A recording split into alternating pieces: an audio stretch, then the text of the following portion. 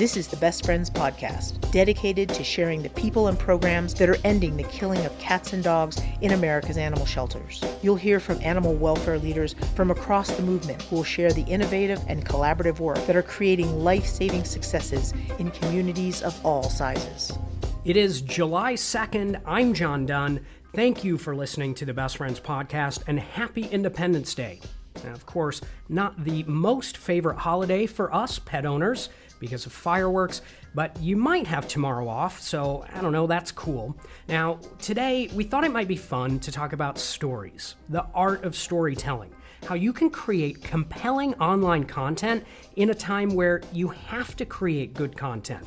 It's how you bring your community into the work you're doing. It connects them to it.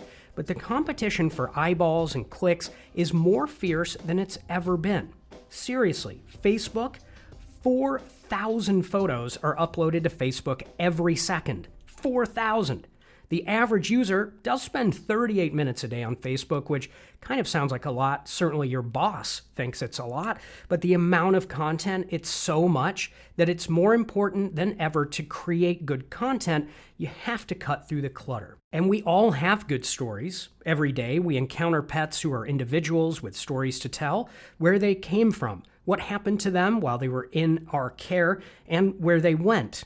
It might be a first-time foster parent who helped change a life of an animal, and they themselves were changed in the process, or even just a unique adoption story. I would adopt Rexy like 100 times over. We were meant to be together. Now, this story, told through video, is one of my favorites ever, and it's from just a couple of months ago. As soon as I saw the video of Rexy on the Best Friends Instagram, it was just, I was immediately drawn to him. That's Rexy Roo's new mom, and Rexy Roo's story is very special. One of our shelter partners a few hours away had put a plea on Facebook about a cat that they had recently received that was pretty severely injured and needed urgent attention. The Best Friends team responded and found a cat who needed a lot of help, and sadly had to have both front legs amputated. For being a double amputee, Rexy actually healed really quickly. Just the time spent with him, it was really amazing to see his spirit and his personality really shine. Now, this video, it's 2 minutes.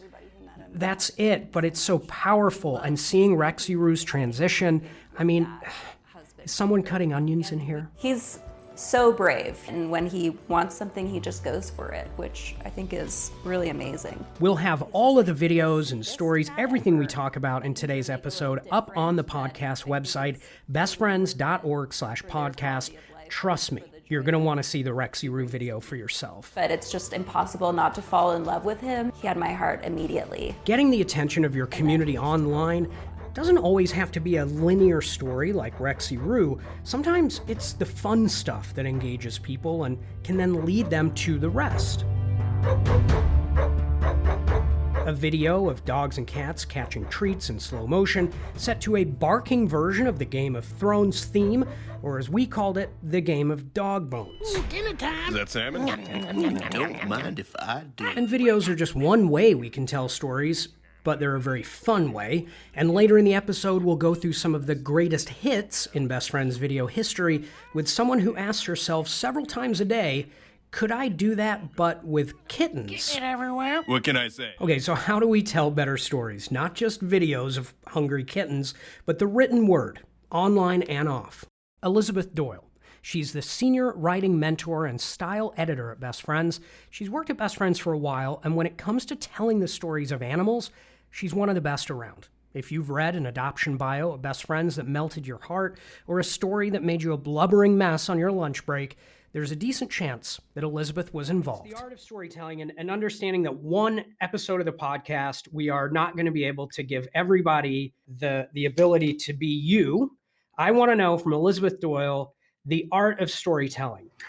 Well, you're very kind. I would say that one of the most important things, if you're writing for a nonprofit, if you're writing for animal welfare, is to get in the habit of taking the focus off yourself and what you want to write and becoming aware of how every single word you put down is affecting the invisible person on the other side of that keyboard, the reader. We all develop bad habits of caring an awful lot about how we sound when we write. We can pick up bad habits different places. In academia, for example, if you went to college, you'll know that sometimes you get a little bit rewarded for extreme complexity in your papers. Sometimes that actually gets rewarded with a higher grade. Sometimes in the corporate world, you can get rewarded for complexity in the way that you communicate. But when we are trying to move people, when we're trying to get them to make a donation, when we're trying to get them to adopt, we're trying to make them feel something. And so what we have to be aware of is not ourselves and how is this making me sound? How am I communicating everything that I planned to communicate in my outline, which is very, focused on your own little bubble, and get focused on how did that sentence make them feel? How did that sentence make them feel? Ooh, no, if I want to move the feeling a little bit, if I want to move them from, for a moment, they were feeling a little bit of sympathy for the animal, and now I want to make them feel some joy. How about that sentence? Did that feel it? If I'm imagining being the other person the whole time I write, instead of being myself, I'm the reader the whole time I write, then you know how what you wrote is going to affect people because you were there. You were the other person while you were writing, and so you were there. And I think that when you can learn that, you will be astounded by the response rate you get from what you write, because you knew they were going to respond because you were feeling it the whole time too. And also, you've got to love to write. You've got to love what you're doing, because if you're bored, the reader's bored. That is absolutely true. That is absolutely true. If this was tedious for you to churn out, it's going to be tedious to read. It's funny that you said the invisible person. Once upon a time, I was a radio news journalist. I have a face for podcasts and radio. The best advice I got right when I started was, don't think about the thousands of people that are going to be listening to this. Think of the one person. Maybe it's the soccer mom driving down the freeway, or the guy at work on his lunch, or whatever it is. Think about that one person, because you are telling that story, again, not to masses, you are, but just think about that one person. So it's funny that you said that apparently transcends mediums. That was great advice somebody gave you. I'm going to think about that. That's very good. It probably helps you with stage fright too, I'm guessing. Could you imagine that? I do not have stage fright, Elizabeth. I don't know. All right. Well, maybe somebody else who has stage fright, that could help them. When you say love to write, I think the identification of stories, it's easy to say that every animal has a story, and they do. I said this to start the podcast, whether it's how they came to us, what happened to them in our care, or where they go. How do I identify these stories, particularly for animals that maybe I don't know a lot about? All right. You're talking about writing an adoption bio in particular? Either way. I mean, you've got this animal that is just a great pet, but you just don't have a lot, like whatever that may be. Okay, so listen. So I've written tens of thousands of adoption bios. I was writing them in the 1990s for Austin Pets Alive. I've written tens of thousands. I've never written the same adoption bio twice. And people have asked, how do you not write the same one twice? And I said, well, I've never met the same animal twice. I've never been asked to write about the same animal twice. If I had to write about the same animal, I would run out. But each one is a different person. And so as many souls as there are out there is how many pieces can be written about them. And it really helps when you can go meet the animal in person. That really helps. If I can meet you, I can see who you are. Okay. And in an adoption bio, you always want to talk about who the animal is, not what they are. Nobody's going to fall in love with a what. Nobody's going to fall in love with, this is when he last got his shots done. This is my guess about his breed mix. This is his age. This is the condition of his hips. Okay, that's all useful information. Nobody will fall in love. Okay, and I know a thing or two about love too, John. I wrote a few romance novels in my time. So can we give some away for free as part of the podcast? What they're worth, John. They're worth free. No. So yeah, you always want to grab them with who is the animal, not what is the animal. Okay. So it's ideal if you can meet that animal, because then you see who they are. And you always open in that first sentence with something about who they are, something that's going to make me fall in love.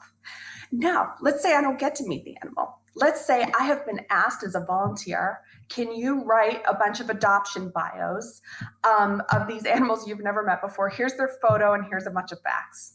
All right, use that photo. First of all, use that photo because you're going to see that animal's soul in the eyes. And if you have to use your writerly, empathy, get in there, use your imagination. Who am I looking at? Who are you? Who are you? And then make sure it kind of matches what the notes say. It fits what the notes say. Who are you? And then say something powerful that matches the expression on that animal's face. And somebody's going to feel a connection. Somebody's going to feel a connection. So I really recommend doing that. Now, if you're writing something different, let's say you're writing. Well, hang on a sec on the adoption bio. Okay. Give me an example. Give me an example of how that might sound. A powerful statement about. Yeah, sure. So you might have, let's say you have a picture of a dog who looks really proud, like a little soldier, like a dog who looks kind of like like standing at attention.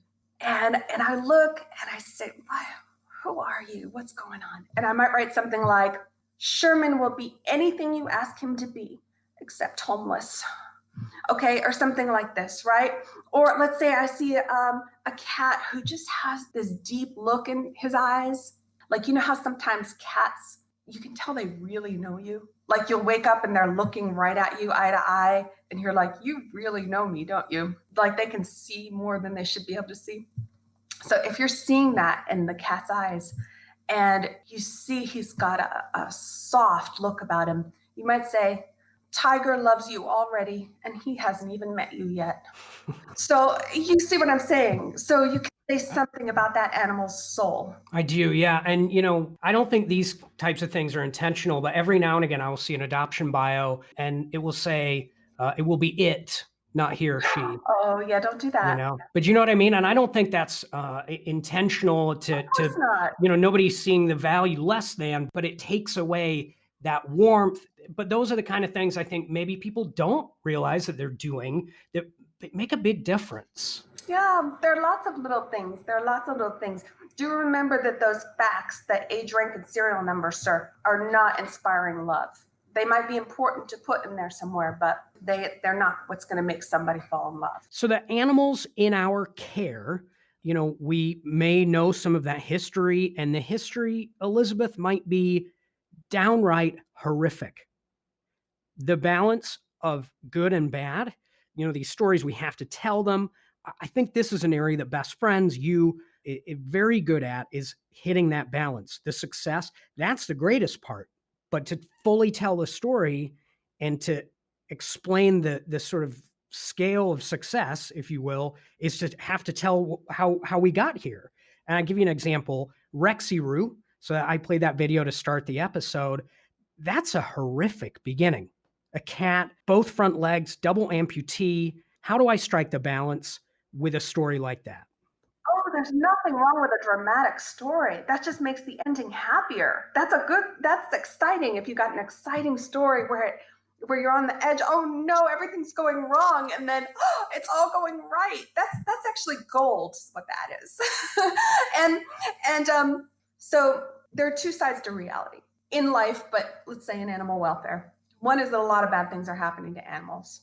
The other is that a lot of people are working really hard to save them. Both of those are equally real. Now, a pessimist says that reality is always just the bad one for some reason, okay? And that anytime you put a spotlight on the good stuff happening, you're having a Pollyanna complex, okay? And that because reality is just the bad stuff. Our strong feeling is that reality is bigger than that the good is absolutely just as real as the bad. And so in all of our pieces, we always are clear that there's just as much good in the world. And it's our goal to lead people by their best selves, not to lead them by their anger, lead them by their sorrow, but lead them by their compassion and their desire to help. And you can lead people by different things.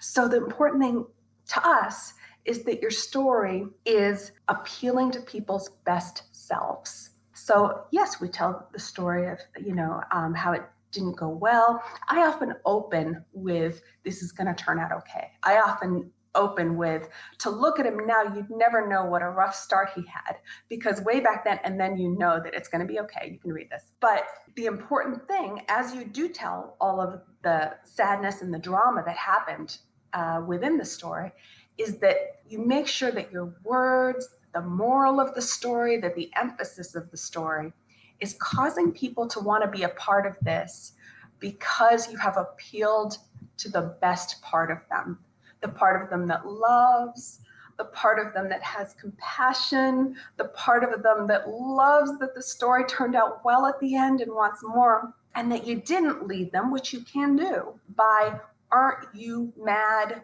Haven't you had enough? Why don't you join us and get even madder?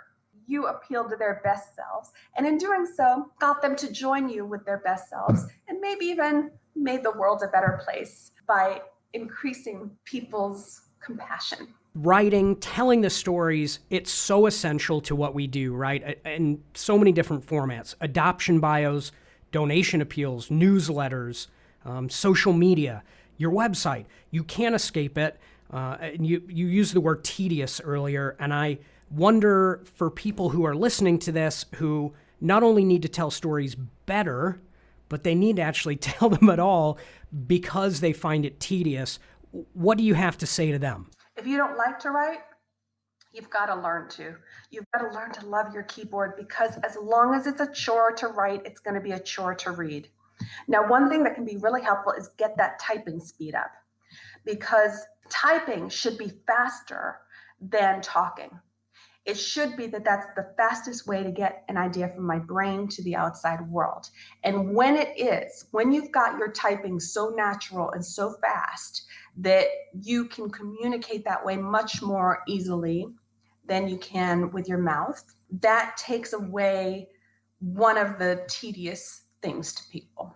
Okay.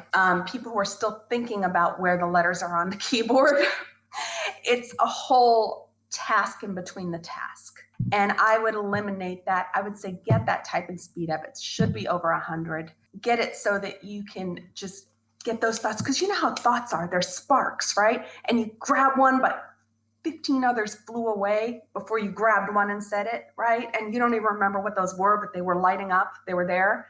Well, so on the keyboard, you should be able to get 10 times as many of them out as you could get if you were grabbing them to slowly say them.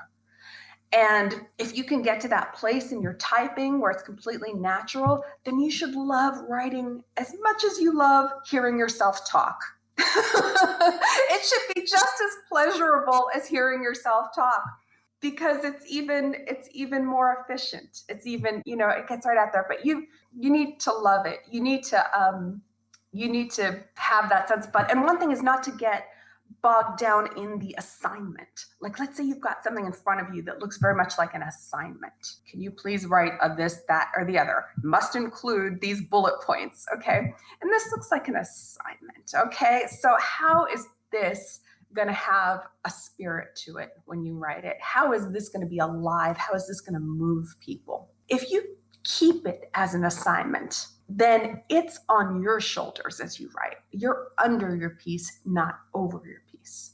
So you're under your piece with these instructions on your shoulder. And it's gonna, you'll get it out. And I'm sure you'll get the grammar together and it'll be fine. And people will see it and they'll say, oh, that was informative.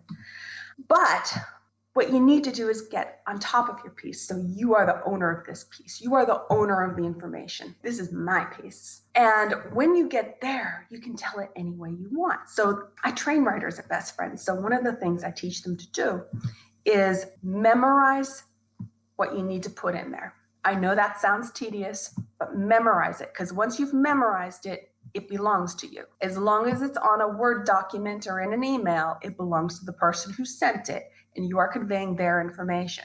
Once you memorize it, that's your information. So you integrate in your brain, you look away from your computer, you get out of the task, you wake up, and now this information is in your head, so you don't even need to look back at a piece of paper. You know what it is you need to say. You've memorized it. It belongs to you. And now you say it the way you know you need to say it to make somebody feel the way you want them to feel. And how do you know you're saying it in a way that makes them feel how you want to feel? Because you feel it. And you're being the other person as you write. You're not doing this is me and what I would like to convey to you. Did I get all of the bullet points? You're not doing that. You're doing, hello, this is what I'm going to convey to you. Feel this with me. Feel this with me. Okay? And that's the writer being on top of the assignment instead of under the assignment. This is a one-day-old kitten. Telling compelling stories of our life-saving work is important. Kitten. And this is 40 kittens. But we can also have fun while we do it. We need people to foster these really cute kittens in order to get them to their adoptable age of 8 weeks old. Long gone are the days of just tossing a video up on YouTube and seeing 20,000 views within a day. Claudia Perrone is the manager of creative content marketing at Best Friends. She's really good at coming up with ideas for content that tell stories. This is 40 reasons to foster a kitten. And those that But will let's grab face it, attention. all you really need is one. Check out the Best Friends. Spring is in the air. How do you cut through the clutter? I mean, we all have something in common here, which is the cutest content available. We're talking about cats and dogs. So you can't really go wrong from that perspective. Yes, we all have fundraising goals. Is it all a dream? And we have call to actions that we have got to pay attention to in order, to do the critical life-saving. But you also need engagement. You also need to bring people in to view your content, to view your video content.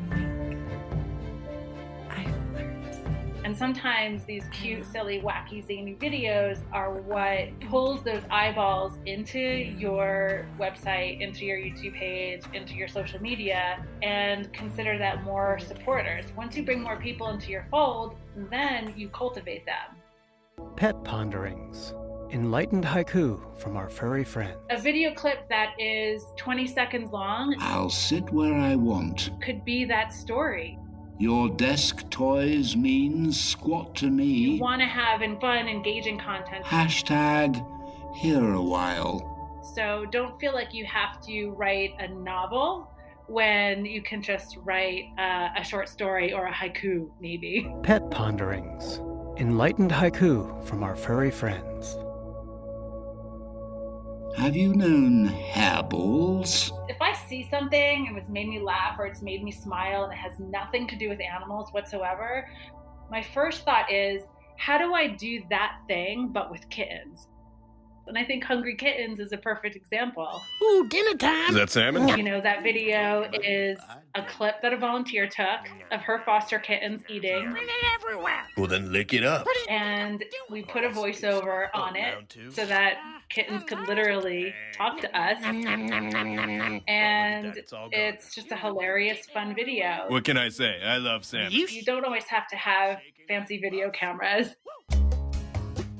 Hello there. I'm the Love Doctor, and I'm here with You some can important grab your phone. Tip number 6. Let your sweetheart know how excited you are to be reunited after a long day at work. You can tap into your volunteers and the caregivers, your staff. But try to avoid knocking over the houseplant. Please, just trust me. Where are you putting this content? You're putting it on social media. You're putting it on YouTube. Greetings, the Love Doctor here with another tasty tidbit. We're not producing or doing film shoots for TV production. Never miss an opportunity to shower your sweetie with praise and treats. A big, plentiful shower of treats. When we day, put all our the time. ask out Maybe even to a whole our bathtub volunteer full of base treats. for an urgent kitten foster call to action video, it was one of our existing volunteers who raised their hand to help with that video. Here we go. It turns out she owns her own production company. But had we not asked, we never would have known. In 2018, the big trend was gender reveal parties. Wait, what? Again, not for me, but it's like, okay, how do you take this idea, but just do it for cats and kittens or dogs? And so we did it with kittens. And, it turned into a great PSA. What is happening? Oh, did I not say? It's kitten season. And, it was a kitten gender reveal party to the greatest extent of kitten gender reveal parties. You were born to be a cool foster auntie. You really just want to take the viewer on this journey. This is a journey with you and the viewer. Kittens are way cuter than babies. No offense.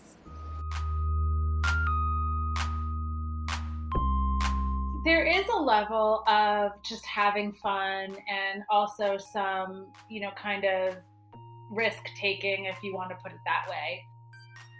Did we do a video with Justin Bieber and being a believer with dogs in hands? We may have done that. Yes, Claudia, we did do that. Now, these are all better seen than heard.